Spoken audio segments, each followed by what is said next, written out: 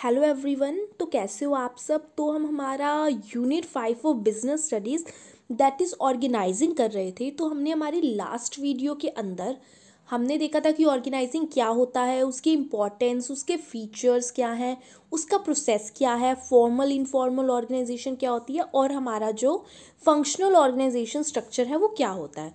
तो हम कोशिश करेंगे कि इस वीडियो में हम इस यूनिट को कवर कर दें कंप्लीट। तो आज जो हमने टॉपिक करना है वो है हमारा डिविजनल ऑर्गेनाइजेशन स्ट्रक्चर क्या होता है। तो जब हम ऑर्गेनाइजेशन को उसके अंदर मैन्युफैक्चर होने वाले डिफरेंट प्रोडक्ट्स या कस्टमर्स या फिर उसकी जियोग्राफिकल एरिया के बेसिस पे डिवाइड कर देते हैं, डिविजन्स बना देती हैं, तो उसको हम कहते हैं डिविजनल ऑर्गेनाइजेशन स्ट्रक्चर को फॉलो किया है हमने। तो जैसे कि आप देख सकते हैं यहाँ पे इन्होंने मेटल प्रोडक्ट्स के अकॉर्डिंग एंड प्लास्टिक प्रोडक्ट्स के अकॉर्डिंग दो डिविजन्स बना दी हैं एंड ईच डिवीज़न के अंदर फोर वर्किंग्स में ये बना दिए हैं कि ये प्रोडक्शन डिपार्टमेंट है, ये मार्केटिंग है, फाइनेंस है, पर्सोनल है एंड सेम इन दिस। तो आगे देखते हैं कि क्या एडवांटेजेस होंगी डिविजनल स्ट्रक्चर की। तो डेवलपमेंट होएगी डिविजनल हेड की, क्योंकि वो टेक केयर करेगा सारे के सारे फंक्शंस को। कि जैसे हमारी मेटल डिपार्टमेंट का जो हेड होएगा वो देखेगा हमारा प्रोडक्शन भी, मार्केटिंग भी, फाइनेंस भी एंड पर्सोनल भी। तो उसको इन चारों चीज़ों की नॉलेज हो जाएगी, तो इससे उसकी भी डेवलपमेंट होएगी। तो ऐसे ही हम ये भी देख सकते हैं कि कौन सी डिवीज़न कितना हमें रिजल्ट दे रही है, कौन सी डिवीज़न से हमें प्रॉफिट हो रहा है और कौन से डिवीज़न से हमें लॉस हो रहा है। उसके बेसिस पे हम फ्यूचर के डिसीजंस ले सकते हैं कि ये डिवीज़न कि ये प्रोडक्ट हमें प्रॉफिट नहीं दे रहा, तो हमें इसकी मैन्युफैक्चरिंग बंद कर देनी चाहिए। क्विक डिसीजन मेकिंग इसलिए हो पाती है क्योंकि जो डिविजनल मैनेजर होते हैं वो इंडिपेंडेंटली अपनी डिवीज़न से रिलेटेड डिसीजंस ले सकते हैं विदाउट कंसल्टिंग दूसरे डिविजनल मैनेजर से। फॉर एग्जांपल जो प्लास्टिक मैन्युफैक्चरिंग कर रही होंगी डिविजनल हेड, वो अपने प्रोडक्ट से रिलेटेड जो उसको डिसीजंस लेनी होंगी वो ले लेगा। उसको उसके लिए स्टील के जो डिविजनल हेड है उससे कंसर्न करने की कोई भी नीड नहीं होगी। ईजी एक्सपेंशन हो जाती है प्रोडक्ट की, क्योंकि हर प्रोडक्ट की सेपरेट डिवीज़न होती है, तो उसकी वजह से सारी की सारी ऑर्गेनाइजेशन की वर्किंग पे कोई इफेक्ट नहीं होता, कोई डिस्टर्बेंस नहीं होती। तो क्या लिमिटेशंस होएंगी हमारी डिविजनल ऑर्गेनाइजेशन स्ट्रक्चर की। कन्फ्लिक्ट्स हो जाते हैं हमारे यहाँ पर डिविजनल्स हेड के बीच में, कि जो डिवीजन्स के हेड्स हैं उनके बीच में कन्फ्लिक्ट्स इस चीज़ पे हो जाते हैं कि हमें ज़्यादा एनर्जी की ज़रूरत है, रिसोर्सेज की ज़रूरत है। फॉर एग्जांपल इलेक्ट्रिसिटी एनर्जी हमारी जो कंपनी है उसके अंदर आती है। स्टील वाले कहेंगे हमें ज़्यादा दो, वो कहेंगे हमें ज़्यादा दो प्लास्टिक वाले। तो इस वजह से उनके बीच में ही अनबन हो जाती है कि कोई एम्प्लॉय आता है जो कि मार्केटिंग में बहुत अच्छी स्किल्स लेके रखता है, तो स्टील वाले कहेंगे हमें दो वो एम्प्लॉय, प्लास्टिक वाले कहेंगे हमें दो। तो इस वजह से थोड़ा कन्फ्लिक्ट से राइज हो जाते हैं। डुप्लीकेसी ऑफ फंक्शंस की डुप्लीकेसी तो होएगी ही होएगी। You can see in this diagram her division के अंदर वो 4 के 4 फंक्शंस रिपीट होएंगे। अगर हम यहाँ पर कल को कोई तीसरी डिवीज़न भी बना देते हैं कि फॉर एग्ज़ाम्पल हम कह देते हैं कि हम यहाँ पर कि मिट्टी के जो बर्तन होते हैं उसको बनाना स्टार्ट कर देंगे, जो मिट्टी से प्रोडक्ट्स बनेंगे, तो उसके लिए भी हमें चारों के चारों डिविजन्स फिर से एस्टेब्लिश करनी होगी। तो ऐसे ही सेल्फिश एटीट्यूड हो जाता है, क्योंकि हर एक चाहेगा डिविजनल हेड कि वो अपना काम अच्छे से करे, वो अपने इंटरेस्ट को ज़्यादा कंसर्न करेगा इंस्टेंट की होल ऑर्गेनाइजेशन के। तो हमारा जो ये डिविजनल ऑर्गेनाइजेशन स्ट्रक्चर है ये कब कब सुटेबल होगा, जब नंबर ऑफ प्रोडक्ट्स लार्ज होंगे, कि एक ऑर्गेनाइजेशन के अंदर काफ़ी सारे टाइप्स के प्रोडक्ट्स मैन्युफैक्चर होते होंगे। दूसरा कि जब टेक्नोलॉजी ऑफ मैन्युफैक्चरिंग अलग अलग होगी एंड मार्केटिंग करने के तरीके भी सबको रिक्वायर्ड होंगे अलग अलग, जब साइज ऑफ ऑर्गेनाइजेशन बहुत ज़्यादा लार्ज होएगा। तो आगे हम देखते हैं कि डिफरेंस क्या है हमारे फंक्शनल एंड ऑर्गेनाइजेशन स्ट्रक्चर पे। तो यू कैन सी इसमें हम वर्क के बेस पे करते हैं, डिविजनल में हम प्रोडक्ट्स के बेस पे करते हैं। हम यहाँ पे प्रोडक्ट में स्पेशलाइजेशन चाहिए, यहाँ में जॉब में स्पेशलाइजेशन चाहिए। इसका कुकम्सम का मतलब होता है डिफ़िकल्टीज़। तो यहाँ पे डिफ़िकल्टी होती है वो क्या कहते हैं डिपार्टमेंटल रिस्पॉन्सिबिलिटीज़ एस्टैब्लिश करने में, बट यहाँ पर ईजिली एस्टैब्लिश हो जाती हैं। अब वो क्या कह रहे हैं, departmental manager is specialized in doing one type of job, कि डिपार्टमेंट का जो मैनेजर होगा वो एक काम को करने में ही सक्षम होगा, कि जो सेल्स डिपार्टमेंट का मैनेजर है उसे सेल्स से रिगार्डिंग नॉलेज होगी, बट जो डिविजनल मैनेजर होता है उसको ज़्यादा नॉलेज होती है। Since there is not duplication तो कॉस्ट लेस होएगी, यहाँ पे हाई कॉस्ट होएगी क्योंकि हर जो डिवीज़न है वो एक ही काम को रिपीट करेगी। तो all departmental heads as per their description so it become difficult to establish coordination. हर डिपार्टमेंट के अंदर कोऑर्डिनेशन एस्टेब्लिश करना थोड़ा मुश्किल हो जाता है। यहाँ पे whole division head is the one of the division, whole division is headed by one division head. तो यहाँ पे क्या होता है कि पूरी डिवीजन के ऊपर एक हेड होता है, तो वो सारी की सारी कोऑर्डिनेशंस मेंटेन करके रखता है, उसके अंदर आती हैं ये सारी एक्टिविटीज़। तो where there is only main product एक होगा, यहाँ पे जब ज़्यादा प्रोडक्ट्स होंगे तभी ये जो हमारा डिविजनल स्ट्रक्चर है ये सही होगा। तो हम आगे हमारा जो नेक्स्ट टॉपिक है that is delegation and decentralization का क्या कॉन्सेप्ट होता है। तो डेलीगेशन ऑफ अथॉरिटीज़ क्या होता है, ये एक प्रोसेस होता है entrusting responsibility and authority and creating accountability. जब एक पर्सन किसी अपने से नीचे वाले को अथॉरिटी दे देता है, उसको रिस्पॉन्सिबिलिटी दे देता है, काम करने का हक दे देता है, तो उसको हम कहते हैं डेलीगेशन ऑफ अथॉरिटी। तो delegation of authority is popularly known as delegation as an important part of organization process. It is felt when due to excessive overload, कि जो बहुत ज़्यादा काम होने की वजह से एक पर्सन वर्क को हैंडल नहीं कर पाता, तो वो अपने नीचे जो उसके सब ऑर्डिनेट्स होते हैं उनको काम को डिवाइड कर देता है कि थोड़ा सा काम आप कर लें, थोड़े से अधिकार आपको है डिसीजंस लेने के, थोड़े से आपको है और थोड़े से आपको है, कि वो जो उसकी पावर है, अथॉरिटी है, उसको थोड़ा डेलीगेट कर देगा। कि फॉर एग्जांपल एक ऑर्गेनाइजेशन के अंदर एक जो हेड है उसी के पास सारे राइट्स हैं कि लीव्स को भी वही सेंशल करेगा, सारे के सारी सेल्स की रिपोर्ट्स भी वही देखेगा, सारी चीज़ें करेगा। तो वो अपना जो नीचे उसके जो मैनेजर है वो उसको थोड़ी सी अथॉरिटी दे देता है कि आप एक काम करना, एम्प्लॉयज़ की जो प्रॉब्लम्स हैं या उनको जो लीव्स वगैरह चाहिए होंगी तो वो आप हैंडल कर लेना। तो that is called delegation of authorities. तो delegation of authority means assigning work to other and giving them authority to do it, कि दूसरे पर्सन को अथॉरिटी दे देना। तो एलिमेंट्स क्या होंगे डेलीगेशन ऑफ अथॉरिटी के, फर्स्ट इज रिस्पॉन्सिबिलिटी, किसी काम को करने की आपके ऊपर रिस्पॉन्सिबिलिटी है, that is called responsibility. Authority, आपको अधिकार है, पावर है आपके पास। एंड अकाउंटेबिलिटी, कि आप उसके लिए जिम्मेदार हैं। तो वो लेट्स सी कि क्या होता है ये। तो responsibility it refers to the obligation of subordinate to properly perform and work, कि ये आपकी रिस्पॉन्सिबिलिटी है कि आपने स्टडी करनी है, 12th में पास करना है, अच्छे मार्क्स स्कोर करने हैं। तो that is called responsibility. It flow upwards, ये अपवर्ड फ्लो करती है।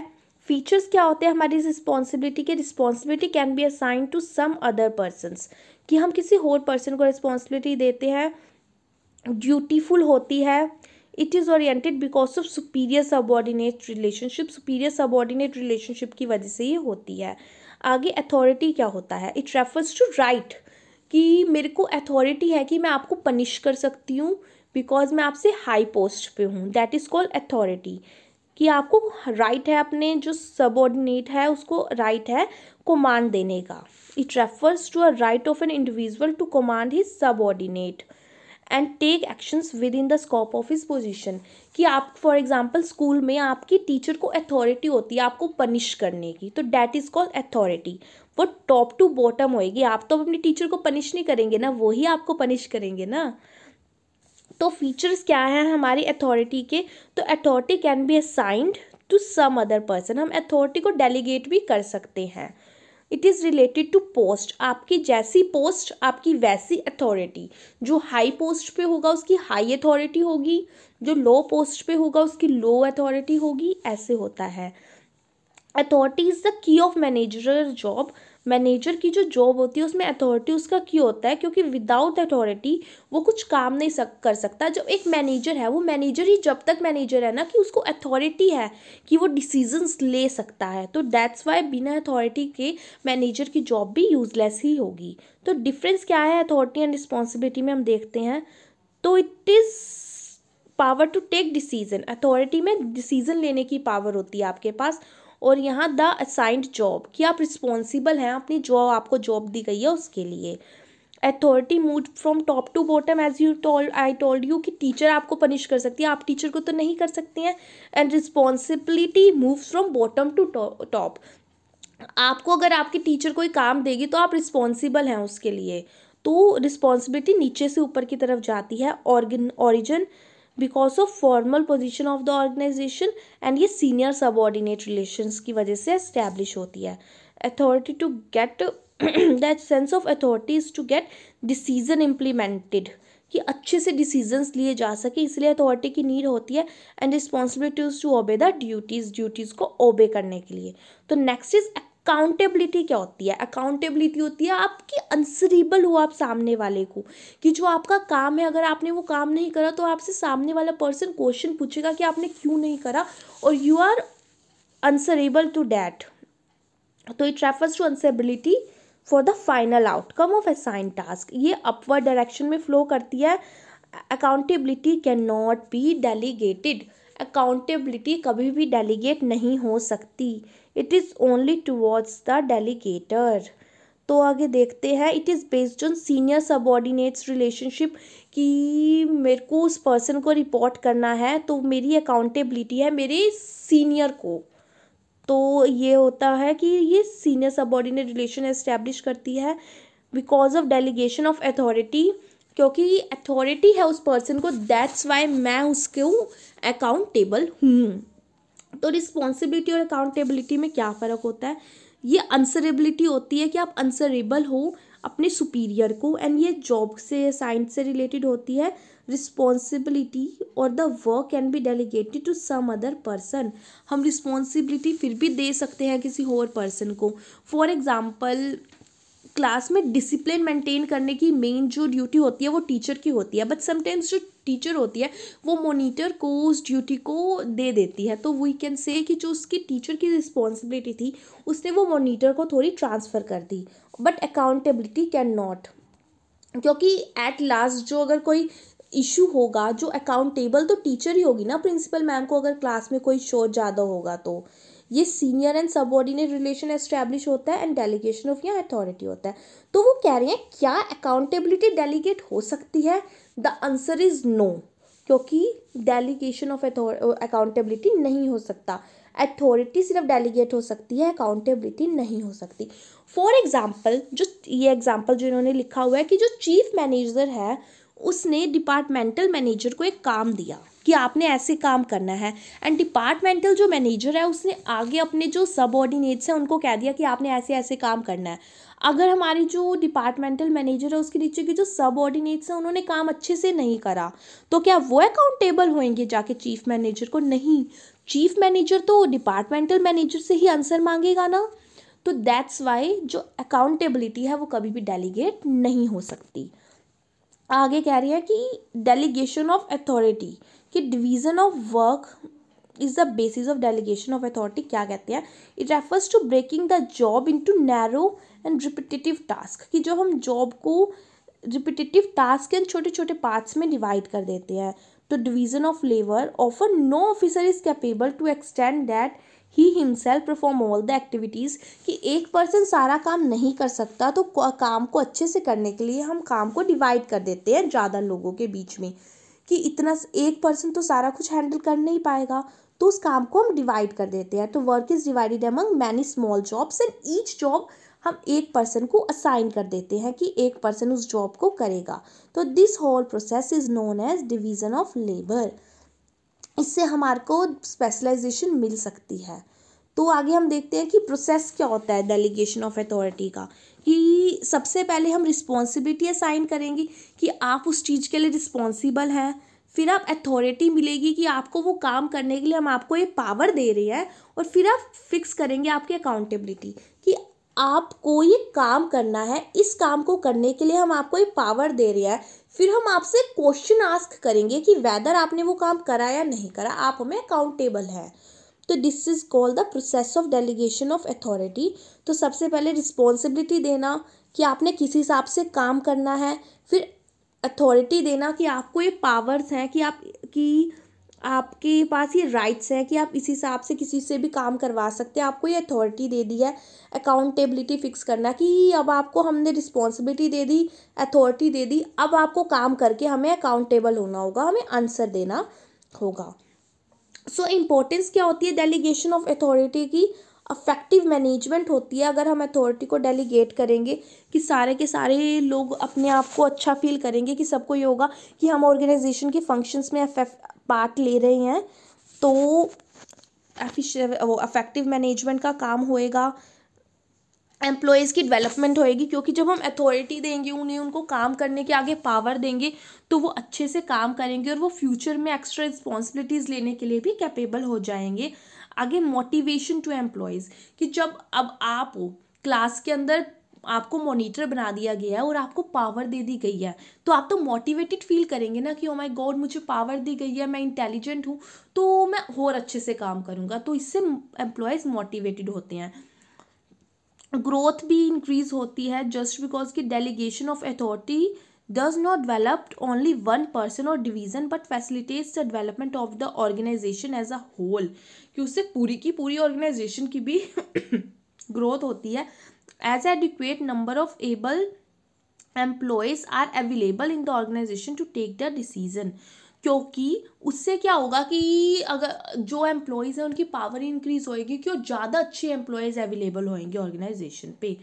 बेस्ड ऑन मैनेजमेंट हायरार्की, कि ये मैनेजमेंट की हायरार्की टॉप टू बॉटम के बेस पे होता है कि जो हम डेलीगेशन ऑफ अथॉरिटी करते हैं वो टॉप टू बॉटम ही चलेगा। ठीक है, जो टॉप लेवल मैनेजमेंट वो थोड़ी सी अपनी अथॉरिटी डेलीगेट कर मिडल को दे देगा, मिडल थोड़ी सी लोअर को दे देगा, तो हायरार्की में ही चलता है। कोऑर्डिनेशन एस्टैब्लिश होती है कि जब आपको कोई पावर दी जाएगी तो आप ऊपर विश्वास रखेंगे दूसरे पर्सन पे और आपके अंदर कोऑर्डिनेशन रहेगी उसके साथ। आगे कह रही है डिसेंट्रलाइजेशन, कि डिसेंट्रलाइजेशन का क्या मतलब होता है? तो decentralization is the expansion of delegation of authority, कि डिसेंट्रलाइजेशन एक्सपेंशन है उसकी डेलीगेशन ऑफ अथॉरिटी की। Under decentralization number of decision taking points increase because authority is delegated to middle level and lower level managers to take significant important decisions, क्योंकि हम और ज़्यादा दे देते हैं, डिसेंट्रलाइज कर देते हैं कि एक डिसीजन को लेने की पावर हमने 4 जनों को दे दी, थोड़ी थोड़ी पावर को डिसेंट्रलाइज कर दिया कि कुछ हक कुछ डिसीजन लेने का हक उन्हें है, कुछ डिसीजन लेने का हक इन्हें है। ठीक है, तो ये क्या कह रहे हैं? Refers to a situation which exist as a result of systematic delegation of authority, कि जो हमारा डेलीगेशन ऑफ अथॉरिटी सिस्टमैटिक होगा उसका रिजल्ट होगा ये थ्रू आउट द ऑर्गेनाइजेशन। तो फीचर्स क्या है हमारी डिसेंट्रलाइजेशन के? It is an expanded version है वो हमारा अथॉरिटी का delegation of. Increase the significance role of subordinates का रोल अच्छे से इंक्रीज होता है। एप्लीकेबल होल ऑर्गेनाइजेशन पे एप्लीकेबल होता है। क्या होता है कि जब हम हमारी पावर को किसी और को थोड़ा सा हमारा बर्डन कम हो जाता है, जब हम सारे अगर एक ही पर्सन सारा काम करेगा तो वो अच्छे से नहीं करेगा, तो वो अगर थोड़ा सा पावर को डिसेंट्रलाइज कर देंगे तो उससे क्या होगा, सीनियर्स का जो ओवरलोड है वो थोड़ा सा वर्कलोड कम हो जाएगा। एम्प्लॉयज डिसीजंस ले सकते होंगे and authority even accountability is delegated. So importance क्या होती है हमारी डिसेंट्रलाइजेशन की? Let's see develop initiative. जब आपको कोई पावर दे दी जाएगी, आपका सीनियर आपको ये कहेगा कि आपके पास ये पावर है। फॉर एग्जांपल डिपार्टमेंटल मैनेजर ने किसी एक अपने सबऑर्डिनेट को ये पावर दे दिया है कि जितनी भी लीव्स अगर एम्प्लॉयज़ की हैं या कोई भी डिसीजन है उनसे रिगार्डिंग आप उनको ले सकते हैं, आप उनको लीव्स असाइन कर सकते हैं अगर वो ज़रूरत उन्हें है। तो उससे क्या होगा, उनके अंदर इनिशिएटिव बढ़ेगा, उनको अच्छा लगेगा ना। तो मैनेजरल टैलेंट फॉर फ्यूचर, जब डिसेंट्रलाइजेशन ऑफ पावर होती है तो अब जैसे उसने डिपार्टमेंटल मैनेजर ने एक सबऑर्डिनेट को बता दिया कि थोड़े डिसीजंस आप ले लो, उसने थोड़ी सी अपनी पावर डिसेंट्रलाइज कर दी, तो उससे क्या होगा कि उस सबऑर्डिनेट के अंदर थोड़ी क्वालिटीज़ बिल्डअप होने लग जाएंगी डिवेलपमेंट वो डिपार्टमेंटल मैनेजर कि फ्यूचर में उनके पास अच्छे जो एम्प्लॉयज़ हैं वो बन जाएंगे। क्विक डिसीजन मेकिंग होती है कि जब उस सबऑर्डिनेट को लीव सैंक्शन करने का अधिकार है तो आपको ऊपर तक डिपार्टमेंटल मैनेजर तक जाने की नीड नहीं है, वही आपका डिसीजन ले लेगा। थोड़ा सा जो हमारा डिपार्टमेंटल मैनेजर है उससे रिलीफ हो गया कि लीव से रिलेटेड काम तो वो सबऑर्डिनेट देख लेगा। ग्रोथ होती है, फैसिलिटेट्स एंड बेटर कंट्रोल थोड़ा अच्छा एस्टेब्लिश हो जाता है। तो what is the difference between delegation of authority and decentralization, कि डेलीगेशन ऑफ अथॉरिटी और डिसेंट्रलाइजेशन के बीच में क्या डिफरेंस होता है। तो delegation of authority is inevitable and work without proceeding in its absence, तो ये चलती ही रहती है एंड वर्क इसके एब्सेंस में नहीं हो सकता अगर हम अथॉरिटी को डेलीगेट नहीं करेंगे। डिसेंट्रलाइजेशन इतनी ज़्यादा असेंशियल नहीं होती, काम हो सकता है कि अगर डिपार्टमेंटल मैनेजर उस सबऑर्डिनेट्स को लीव्स को सैंक्शन करने का काम नहीं देता तो क्या होता, डिपार्टमेंटल मैनेजर को खुद करना पड़ता, तो काम तो हो ही जाता ना। यहाँ पे लेस फ्रीडम होता है, यहाँ मोर फ्रीडम होता है। This is the process done as a result of division of work, division of work के बेसिस पे हम किसी को अथॉरिटी देते हैं। This is the result of policies famed by higher officers. It depicts limited distribution of authority and that's why इसका scope थोड़ा limited होता है और इसका स्कोप ब्रॉड होता है थोड़ा सा, कि अगर हम डिसेंट्रलाइज कर देते हैं पावर को तो उसका स्कोप ज़्यादा लार्ज होगा। तो its purpose is to reduce the workload, इसका पर्पस क्या होता है कि जो वर्कलोड है थोड़ा सा ऑफिसर का वो कम हो जाए। और इसका होता है the purpose of is to expansion of authority in an organization, कि हमारा है कि अथॉरिटी दे देनी किसी और पर्सन को भी। तो यहाँ पे हमारा ये यूनिट कंप्लीट हो गया है, यूनिट 5 जो हमारा ऑर्गेनाइजिंग है। हमने इसके ऑलमोस्ट सारे के सारे टॉपिक्स कर लिए हैं कि सबसे पहले हमने देखा कि ऑर्गेनाइजिंग क्या होता है, उसके फीचर्स इंपॉर्टेंस क्या होते हैं, फिर उसका जो प्रोसेस होता है हमने वो देखा, फिर फॉर्मल इनफॉर्मल ऑर्गेनाइजेशन देखी, फिर डिविजनल ऑर्गेनाइजेशन क्या होता है, डिविजनल ऑर्गेनाइजेशन क्या होता है, एंड उसके बाद हमने फंक्शनल के बेसिस पे देखा, डेलीगेशन ऑफ अथॉरिटी देखा, डिसेंट्रलाइजेशन ऑफ पावर्स वगैरह। हमने ये सारे के सारे टॉपिक्स इस यूनिट के कवर कर लिए हैं एंड डिफरेंसेस भी हमने अच्छे से कर लिए हैं कि किसमें कौन सा डिफरेंस होता है।